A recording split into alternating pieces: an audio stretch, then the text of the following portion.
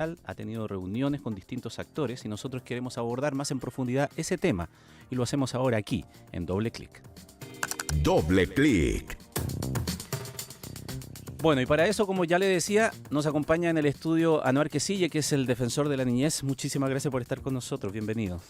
Hola Ramón, muy buenos días, muchas gracias por la invitación. Bueno, lo primero, partamos de lo general más a lo particular, ¿no? Lamentablemente, esta situación que nos golpea como sociedad lleva a que se pidan distintos tipos de reacciones, ¿no? Yo un poco lo decía en la introducción.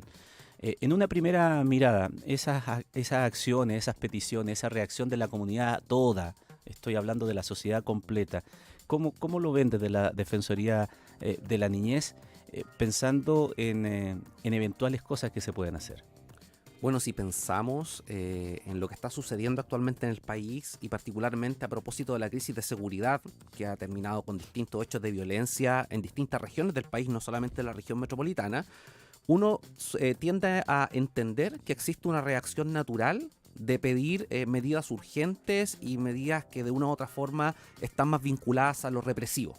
Sin embargo, el tema de fondo tiene que ver con cómo nos hacemos cargo de manera pertinente de los problemas que producen la violencia. Y cuando hablamos de pertinencia de las medidas, es inevitable prescindir de hacernos cargo de la situación de los niños, niñas y adolescentes, que conforme a los datos que manejamos desde la Defensoría de la Niñez, que son datos oficiales, ¿verdad?, ¿no? que son producidos por el Ministerio Público, por el Ministerio de Salud, arrojan que niños, niñas y adolescentes son quienes resultan más perjudicados frente a estas situaciones de seguridad. ¿Qué dicen esos datos?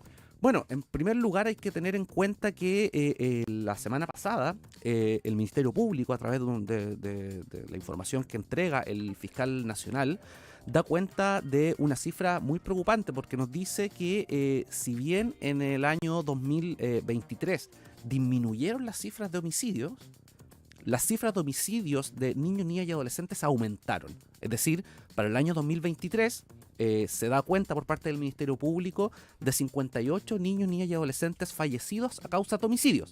Y luego, si ese dato lo cruzamos con los datos que levanta la Defensoría a propósito de lo que provee el Ministerio de Salud, nos damos cuenta que de esos 58 niños, niñas y adolescentes fallecidos, 42 fallecieron a causa de situaciones que involucran armas de fuego.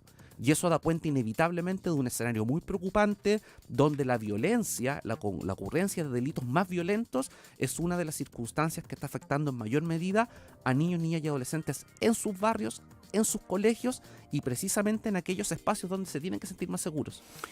Esa cifra involucra o hace una distinción respecto de aquellos que han sido alcanzados circunstancialmente, incluso a veces hasta el interior de sus hogares por esas llamadas balas locas, o entre las víctimas están contabilizados también aquellos que eventualmente estaban participando en algún tipo de ilícito. Bueno, acá hay distintas cifras que el Ministerio Público maneja, con las cuales son los datos con los que trabajamos desde la Defensoría de la Niñez, donde dentro de estos niños, niñas y adolescentes fallecidos, los delitos por los cuales generalmente, las circunstancias bajo las cuales terminan acabando con su vida, tienen que ver principalmente en base a tres grandes fenómenos. Lo primero tiene que ver con las denominadas balas locas, ¿verdad? Los disparos en lugares no determinados. Lo segundo está vinculado a los denominados ajustes de cuentas, donde también se puede dar cuenta de casos de niños y niñas que de una u otra forma han estado involucrados en hechos delictivos, y finalmente aquellos delitos que están asociados al crimen organizado. Acá hay temas claros, ¿verdad?, que están puestos por parte de la información del Ministerio Público, donde se habla de un recrudecimiento de delitos violentos que están asociados al narcotráfico o al crimen organizado. Y eso es un tema que finalmente termina afectando en mayor medida a los niños, niñas y adolescentes. Entonces, cuando tú me preguntas, Ramón, respecto a estas respuestas o este impulso natural que es propio de la naturaleza humana de pedir medidas urgentes y represivas, probablemente tiene que ver con parte de nuestra configuración. Sin embargo, desde la Defensoría de la Niñez venimos haciendo un llamado constante, ¿verdad?, desde que yo asumí en noviembre del año 2023 e incluso antes de mi gestión, de generar medidas concretas, porque nosotros tenemos facultades que las ejercemos todas, pero son limitadas. Presentamos querellas, llevamos casi, con la querella de la situación que ocurrió la semana pasada en Quilicura, ya llevamos 70 querellas presentadas. Y sabemos que las querellas son una respuesta, y una respuesta que obedece a una medida que procede legalmente, porque hay que buscar responsabilidades penales, pero que no atacan el problema de fondo porque siempre son tardías. Siempre ocurren cuando ya estamos lamentando muerte de niños, niñas y adolescentes o de personas inocentes en general.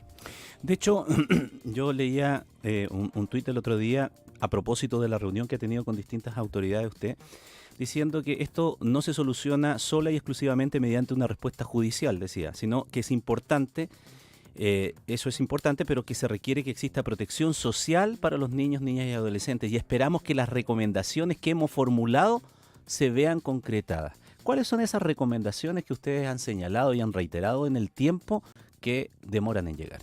Bien, precisamente a propósito de las recomendaciones, que no son una invención a propósito de lo que hace la Defensoría de la Niñez, sino que son una facultad legal que la ley de la Defensoría de la Niñez en su artículo 4 lo contempla. Nosotros el día de ayer, y no solamente ayer, sino que desde enero venimos convocando a distintos actores que tienen algún grado de responsabilidad en la materia. Y ayer, a propósito de este tema, convocamos a parlamentarios y parlamentarias de distintos colores políticos. Tuvimos presentes en la Defensoría de la Niñez parlamentarios y parlamentarias del Partido Republicano, hasta el Partido Comunista, donde hubo un acuerdo transversal en contribuir con el trabajo de la Defensoría de la Niñez para el cumplimiento de dichas recomendaciones. Y nosotros en materia de seguridad hemos hecho recomendaciones generales que están vinculadas esencialmente a cómo en los territorios se garantiza el derecho a la salud, cómo se acaba con las listas de espera en los consultorios, cómo se garantiza que exista oferta educativa en los territorios y en las comunas más vulnerables, cómo se generan mecanismos de mejoramiento de los espacios públicos, construcción de áreas verdes, de espacios deportivos, ¿verdad?, de plazas. Los propios niños, niñas y adolescentes que llegan a la Defensoría a propósito de requerimientos que recibimos, nos dicen que ahora, por ejemplo, ya no tienen ganas porque tienen miedo de ir solos al colegio o de salir a comprar incluso el pan. ¿Por qué? Porque pueden ser víctimas de violencia. Y también tenemos recomendaciones específicas en materia de seguridad que están vinculadas, por ejemplo, a la incorporación del enfoque de la niñez en la Política Nacional de Seguridad Pública, que es un tema que pudimos ya corroborar que ha sido tomado por el Ministerio del Interior, pero donde necesitamos que se generen medidas concretas para que la política de seguridad no sea abordada desde el adulto hacia los niños, niñas y adolescentes, porque termina bajo una lógica como del chorreo. Finalmente, políticas que están pensadas para los adultos tienen una repercusión en la niñez, sino que nosotros abogamos porque las políticas de seguridad en materia de niñez se aborden desde la perspectiva de los niños, niñas y adolescentes para poder identificar cuáles son las necesidades, sus miedos, sus aprehensiones frente a la forma en que están viviendo en sus barrios y desde ahí tomar medidas efectivas. Y eso se logra con seguridad social, con protección social y, por cierto, la respuesta penal, el funcionamiento del sistema de justicia es vital, pero no es lo más importante a juicio de la Defensoría.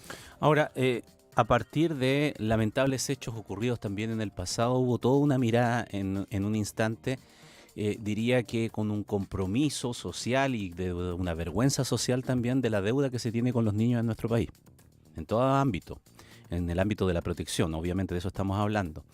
Y se han generado diversas iniciativas. Sin embargo, la dinámica que tienen los hechos llevan a que otras cosas tomen mayor interés o repercusión pública, ¿no? Y efectivamente, ahora hay toda una mirada respecto de la seguridad ciudadana en este punto de las cosas que hay que hacer. Coloco, por eso que decía al principio que esto del anuncio de una nueva cárcel de alta seguridad, que puede ser muy necesaria en todo caso, pero va a posteriori a la situación ya cuando esto se trata de tener encarcelado a los infractores, ¿no es verdad? No estamos hablando del ámbito de la prevención. Con eso no quiero decir que no se estén haciendo cosas en el ámbito de la prevención, pero es lo que más luce en este instante y es lo que pareciera que la gente está tratando también de escuchar más, que es una respuesta más o menos lógica ante la situación que está ocurriendo. Pero aquí se hicieron muchos programas, muchas promesas, incluso se hizo una modificación. Y hay una cosa que es el programa Mejor Niñez, ¿no? Desde la Defensoría de la Niñez, ¿qué visión tienen respecto de cómo ha ido funcionando aquello, sin atribuirle a una administración en particular particular, porque esto se supone que es un compromiso de Estado. De hecho, cuando esto se discutió en paneles o en comisiones, participaron en ese momento parlamentarios de distintas miradas, incluso el propio presidente Boric como parlamentario participó en aquello. Por lo tanto, ha habido aquí un compromiso de que esto tiene que tomarse como Estado y seguir adelante. ¿Cómo ha avanzado aquello? Bien, a mí me gustaría abordar este tema, Ramón, desde los dos énfasis que tú le das. Lo primero tiene que ver con un punto muy importante que tú estás haciendo y que tiene que ver con la fragilidad de la mirada del Estado respecto de niños, niñas y adolescentes. El Observatorio de Derechos de la Defensoría de la Niñez, que se encarga de mirar los datos, de mirar en términos concretos cómo el Estado responde frente a los niños, niñas y adolescentes, ha diagnosticado lo que tú precisamente señalas. Y esto tiene que ver con que los presupuestos para la niñez y la adolescencia son probablemente los más frágiles, frente a contingencias, frente a urgencias, frente a temas que concitan una connotación pública. Los presupuestos que finalmente a los que menos se les da prioridad es a lo de los niños, niñas y adolescentes. Y por otra parte, tiene que ver con esta decisión que toma el Estado. Y tú bien lo dices, esto no es un tema de gobierno, es un tema de Estado. El Estado tomó la decisión por ahí por el año 2013 de repensar la forma en que el Estado protege a los niños, niñas y adolescentes. Es decir, cómo frente a situaciones donde niños, niñas y adolescentes eran víctimas de vulneraciones en sus derechos o cometían delitos, el Estado iba a generar una oferta que permitiera no meter solamente a la cárcel a adolescentes infractores de ley por meterlos a la cárcel, sino que pudiera generar reinserción social efectiva para que esos niños ni esos adolescentes en conflicto con la ley no volvieran a delinquir. Y en el caso de los niños y niñas víctimas de vulneraciones, el Estado debía generar una oferta que fuera pertinente y donde primordialmente esos niños y niñas que están bajo protección del Estado, viviendo en residencias administradas directamente por el Estado, por organismos colaboradores, no sufrieran vulneraciones de derechos que incluso son más graves que las que los llevan a estar separados de sus familias. Sí.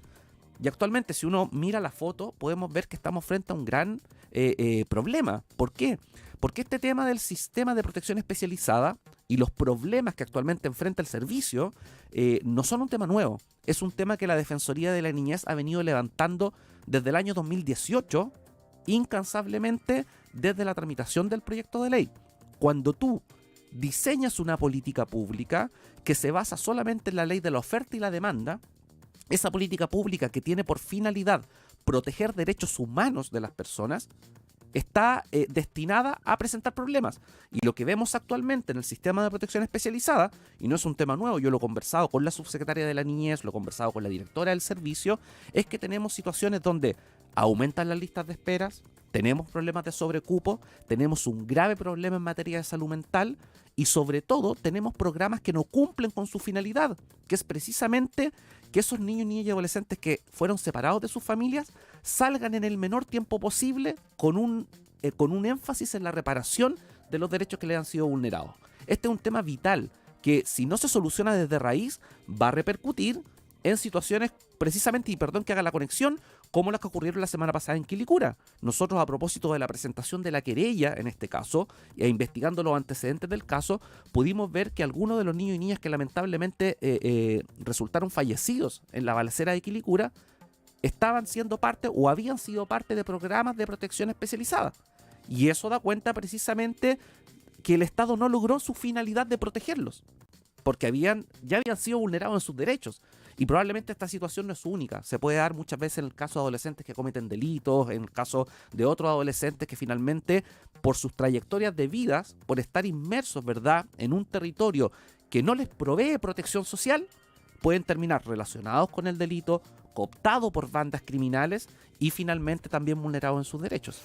Es que ahí está el meollo del asunto, ese es el problema, ¿no? Cómo abordarlo de manera integral para hacer esa separación precisamente en aquellos que ya han caído en infracción de ley y tratar de recuperarlo, y aquellos que pueden estar expuestos y que no sean coaptados precisamente por eso, o que producto de esa violencia también caigan en una espiral en donde esto se va reproduciendo. Y lo digo ¿por qué?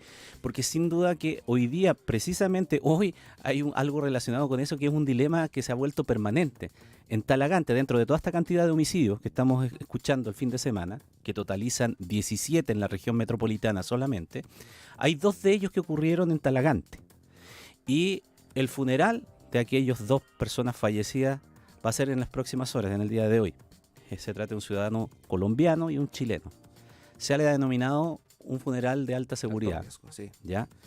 Bueno, supimos de la información esta mañana que el colegio que está afectado por el cortejo, por decirlo de alguna manera, ha tomado la decisión de suspender las clases. Se le ha preguntado a la autoridad. La delegada ha señalado que esta no es una recomendación del gobierno, ni una sugerencia, ni una petición de la autoridad, sino que queda a cargo de la evaluación de la propia comunidad escolar. Y la comunidad escolar, ¿qué es lo que hace? Suspende las clases. Entonces, aquí se produce justamente lo que estamos un poco hablando en una cuestión práctica. Hay quienes defienden, está bien, y los mismos padres y apoderados a lo mejor están de acuerdo y dicen, pero yo no quiero exponer ante que pase algo. Pero por el otro lado dice uno, bueno, no se le están vulnerando los derechos a los niños al mismo tiempo de suspenderles las clases, producto de una situación que no tendría que ocurrir porque tenemos que aislar el sector para que se produzca un funeral narco. Exactamente, ahí claramente lo que podemos ver a propósito de esta situación es que frente a una situación en que hay un funeral denominado de alto riesgo, es inaceptable que esto termine en niños, niñas y adolescentes sin poder acceder a su derecho a la educación. Y por eso mismo cuando nosotros hablamos de la integralidad de las políticas públicas en materia de niñez y adolescencia, creemos que éstas deben mirar todos los aspectos distintos a la persecución. Aquí tiene que compatibilizarse el ejercicio de derechos de niños, niñas y adolescentes que, por cierto, tienen miedo, están temerosos, ¿verdad?, de su seguridad, y por cierto los padres y apoderados también, pero acá tienen que haber medidas que permitan poder cumplir con los derechos de que son titulares por ley. A mí, escuchando los anuncios del presidente Boric, los últimos 5 medidas que anunció hace ya unos minutos, me parece que desde el punto de vista de la persecución hay muchos temas que van en el sentido correcto. Se acaba de anunciar discusión inmediata de algunas iniciativas legislativas que además han sido pedidas tanto por el gobierno como por la oposición. Pero yo extraño también la mención a la niñez y la adolescencia, porque inevitablemente estas medidas van a tener un efecto práctico en la niñez y la adolescencia, pero no impactan definitivamente una mirada que debe partir desde la niñez. Y eso como Defensoría de la Niñez siempre lo estamos relevando. Los niños, niñas y adolescentes no pueden ser invisibilizados. Y cuando el derecho a la educación cede a propósito de un funeral de alto riesgo, estamos viendo que la niñez está siendo invisibilizada. Muy bien. Hemos querido ver de esta perspectiva, dado que se anuncian tantas medidas, muchas de ellas en el ámbito de la persecución penal, de la represión y evidentemente de la persecución del delito, que es muy importante, pero no podemos dejar de mencionar y de relevar lo que significa una mirada mucho más integral, y por eso le queremos agradecer al defensor de la niñez, Anuar Quesille, que varias veces habíamos querido conversar con usted, aquí no había sido la posibilidad, pero habrá más ocasiones en seguir profundizando en estos temas, y ojalá que sea a partir de anuncios concretos, y no solamente de reacciones lamentables ante situaciones de fallecimiento de menores involucrados en estos hechos. Sin duda, Ramón, muchas gracias por la invitación y esperamos estar conversando también de buenas noticias para la niñez. Gracias. Gracias a ti. Doble Clic. Conduce Ramón Ulloa. Como siempre, le